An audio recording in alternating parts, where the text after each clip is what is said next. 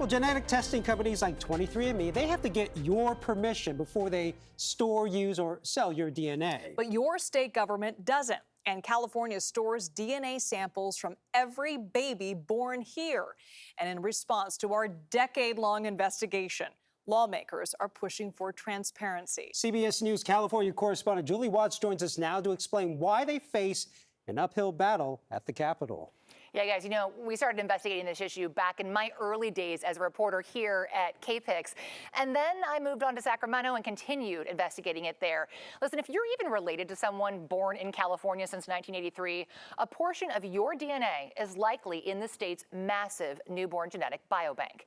But now, after a decade of reporting on this issue, the state is suddenly refusing to tell us who else has access to those samples. Now, we know the biobank is saving lives, but it's that appearance of secrecy that is raising concerns.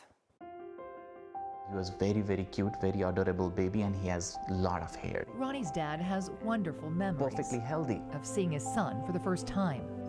What happened next was an afterthought.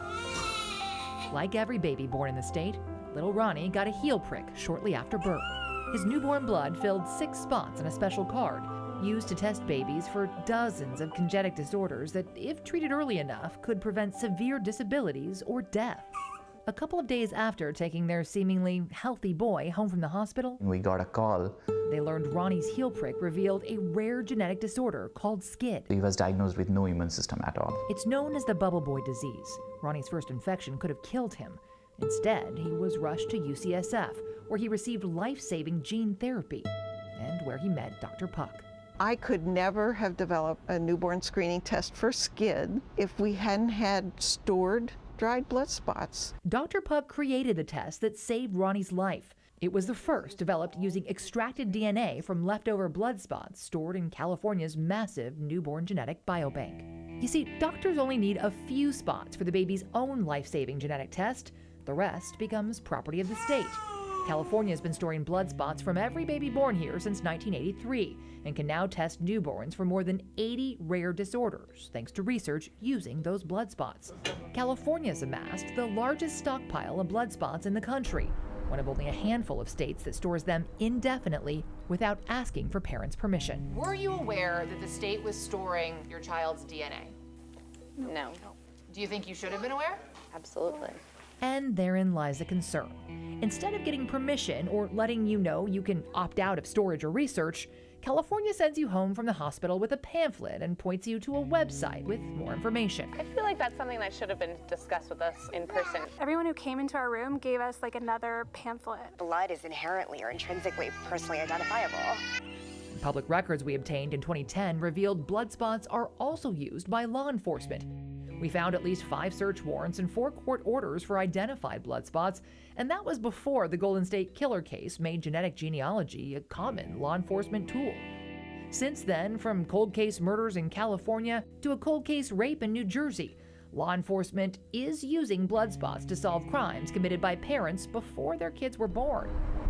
But when we recently asked the California Health Department for an updated list of research and law enforcement requests, the agency denied us, saying it's no longer tracking that information like it used to, and it's not required to create a record telling us who has access to our DNA. What are they trying to hide? From consumer watchdogs Jamie Court to genetic detective Cece Moore. People have the right to choose how their DNA is used and how their children's DNA is used. For years, everyone from privacy advocates to lawmakers have warned California's secrecy could ultimately harm the biobank. Several states have had to destroy their blood spots after being sued for storing them without consent. That's a travesty. And many believe California's biobank could be next. We need to find ways that parents can consent without harming research.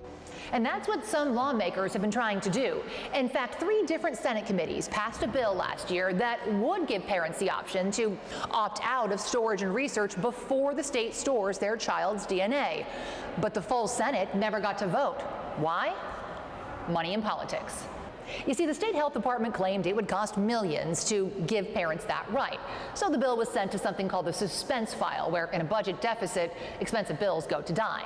Even though, and this is important, it wouldn't have cost taxpayers a dime because researchers pay for the program. So now there are two new bills. One, prompted by our recent reporting, would require the state to publicly disclose who's using California's blood spots. The other would require the state to get your permission before storing or sharing your DNA, just like consumer companies already have to. But the powerful medical lobby worries too many parents would opt out if given the choice. Rona wouldn't have existed today if the treatment was not there. Ronnie's dad supports parental consent and the biobank. That's the key here. Thanks to other babies' stored blood spots, Ronnie's not only surviving, he's thriving. Now, you do have the right to learn how your own child's blood spots are being used. We've posted a link on our website, kpix.com, and you can go there and find out how to ask the state exactly what your personal child's blood spots are being used for. The last time I checked was back when I worked here, and they told me that my child's blood spots had not been used, but that was several years ago. Several years ago. And you're just hoping if they are using it, you're using it for good. Right. And You're aware of it. It really, I am aware of it. I am allowing them to store my child's DNA, right? So that is my choice. I think the concern is from parents who had no idea it was being stored and they didn't have that choice. And so just having that right, I think, is what a lot of people want. Absolutely. All right, switching gears here for a minute because we're going to be seeing a lot more of you back here on KPIX. You're now in a statewide investigative role, right? Yeah, I am super excited to be back here in the Bay Area in this new role. I'm going to be telling local stories through the lens of government accountability and in solutions-oriented journalism. And I really think that the folks here in the Bay Area will be shocked to learn how our state government is really working at the Capitol, or isn't working in many cases, to address the issues that matter here locally. So that's my goal, is to sort of be the eyes and ears for our Bay Area viewers in Sacramento. Oh, we are so lucky to have you back. Yeah. So good to see you. I'm so excited to be back, guys. Welcome back to the studio. Oh, thanks. All right, thanks, Julie.